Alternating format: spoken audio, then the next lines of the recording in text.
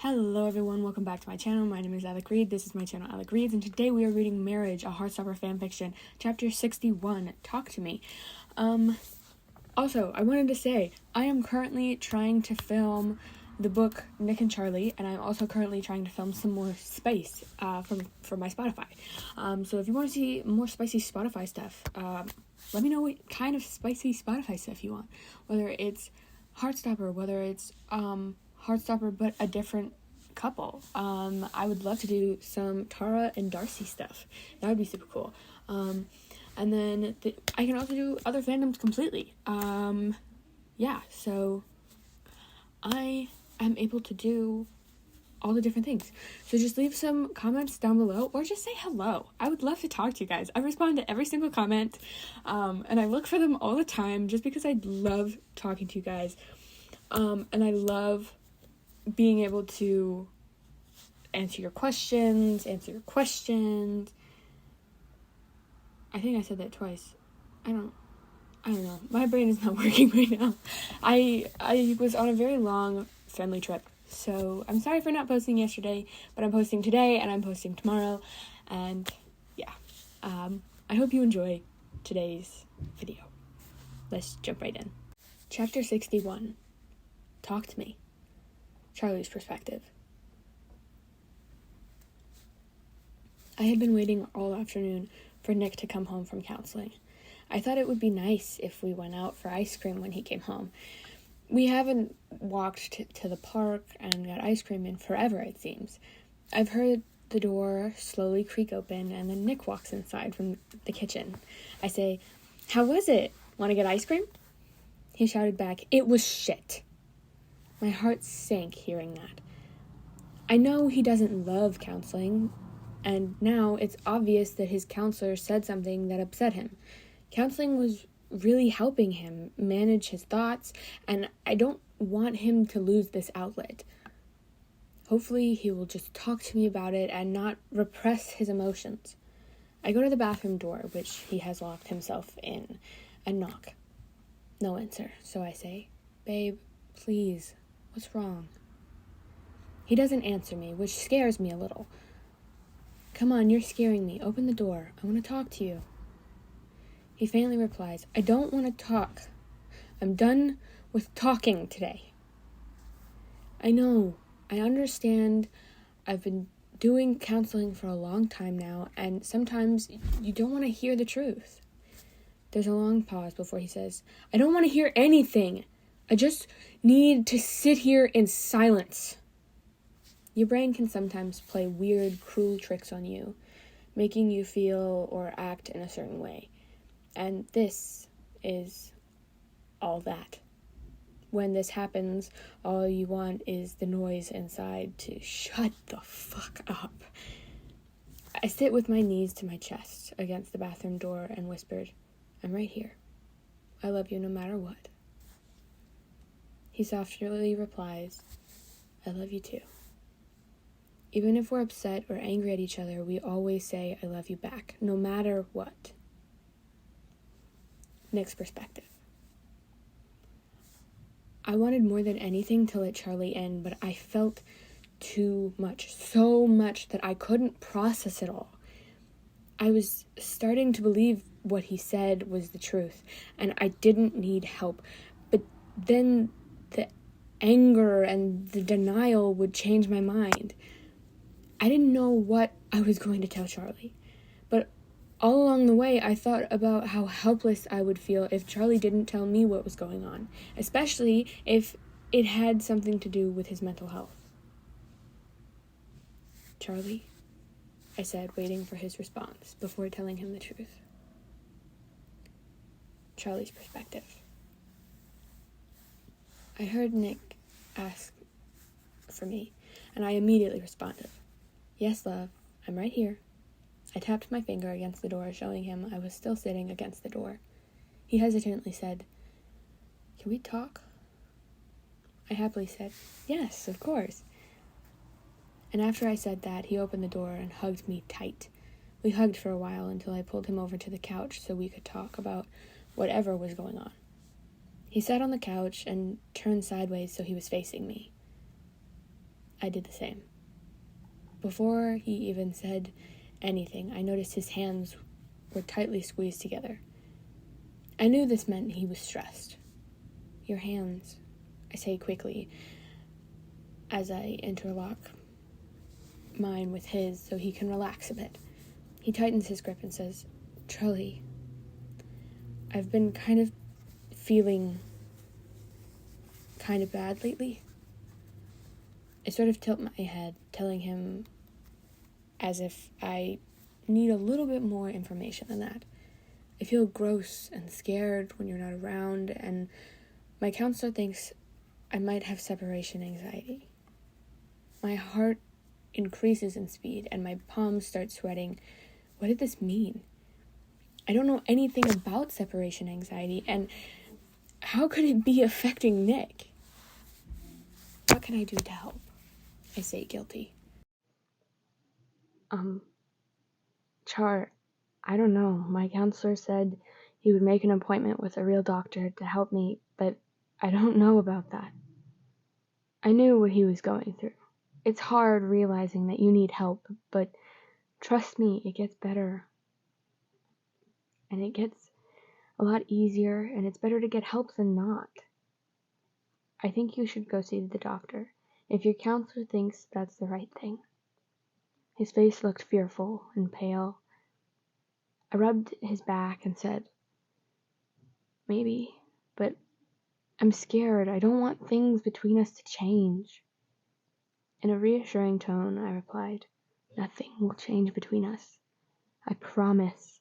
The only thing that might change is when we're not together, for whatever reason, you'll be okay and won't worry so much.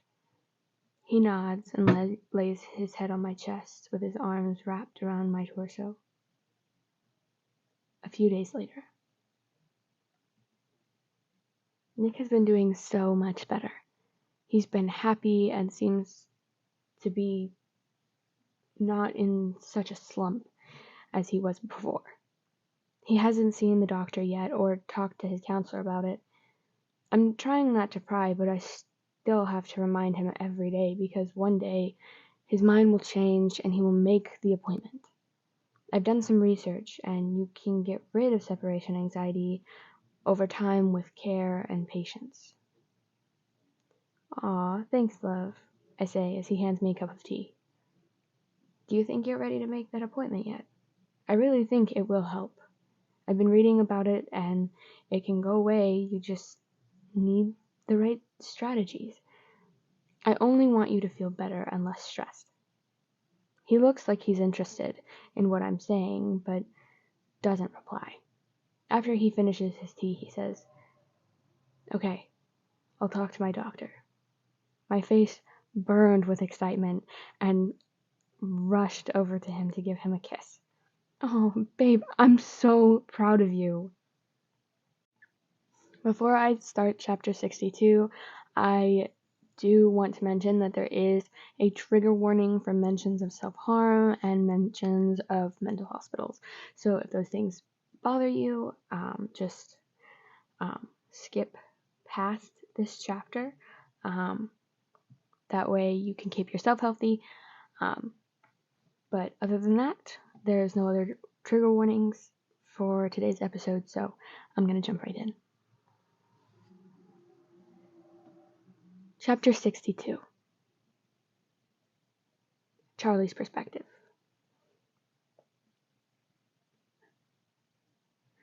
Okay, that's great. Thank you so much. I hung up the phone as Nick was sitting beside me, anxiously waiting to hear when his appointment is. I know this may not sound like good news, but trust me, it is. There's no waiting list, and you can go today. Your counselor already talked with them, so they have a bit of information about you. His expression was hard to read. He looked happy, confused, and nervous all at once. Okay, so today is it. I thought I would have had more time to prepare.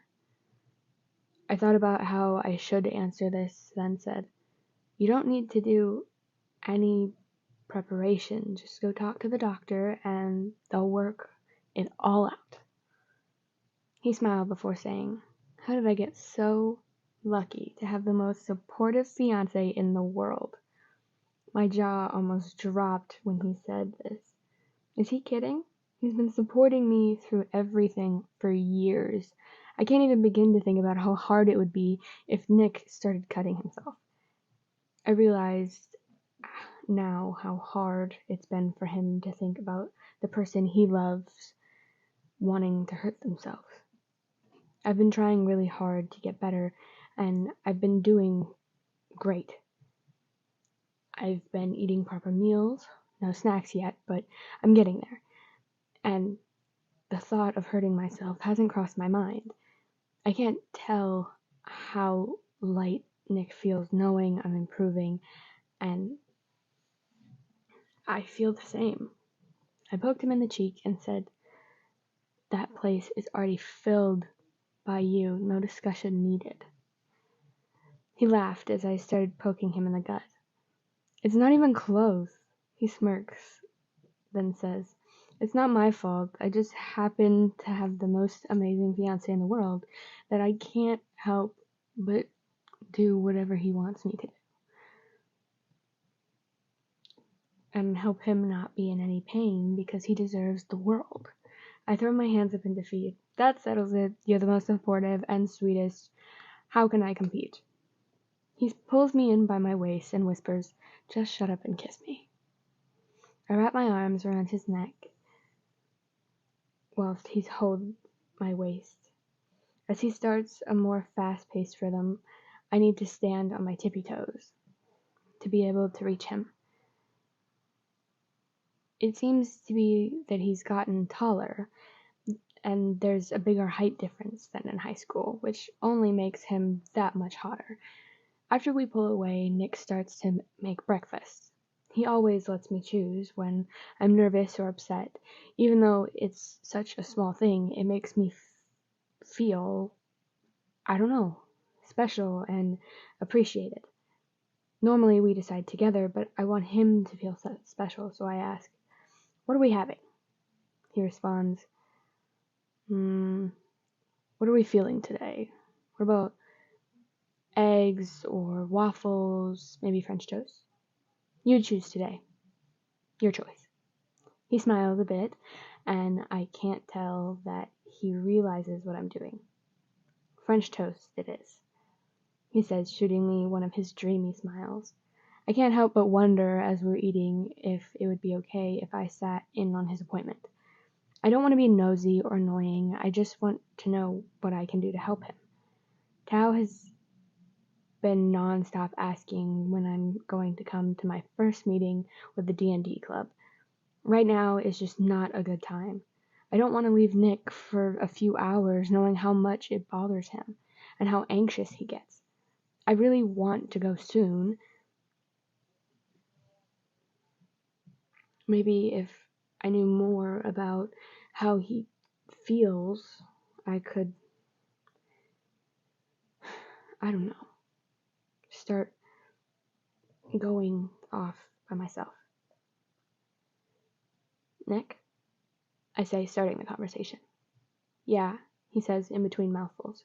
I hesitate, then say, "Would it be okay if I maybe sat in on your appointment? I'm not trying to be annoying, I just want to know what I can do to help you. It's okay if you say no." He cuts me off before I could apologize. "Char, if you want to come, I would love that. And if you don't, that's okay too. I know that hospital's definitely not your favorite place. I never even registered that would be like to go back to the hospital since the last time. Last time was a nightmare. Them putting a feeding tube in broke me.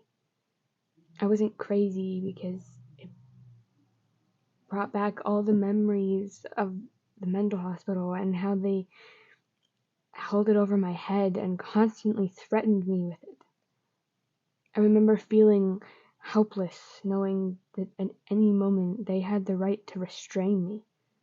Nick restrained me last time, and I'm happy now knowing it was him and not some random people, but in the moment I was super upset and angry with him. When I really shouldn't have been. I think I'll be fine. I give him a reassuring look. Okay, but it's okay if you're not. You'll tell me, right? I get up from my seat and kiss him on the cheek. I promise. Alright, everyone, that is the end of today's episode. I'm really sorry for not posting yesterday like I was supposed to. I had a family emergency, so I wasn't able to have access to my pretty much anything. But like, subscribe, leave a comment, whether it's a recommendation or whether it's just saying hello. I would love to say hello to you guys. But anyway, good night, good morning, or good afternoon. Goodbye, ladies, gentlemen, and everyone in between, and I will see you in the next video. Bye, friends.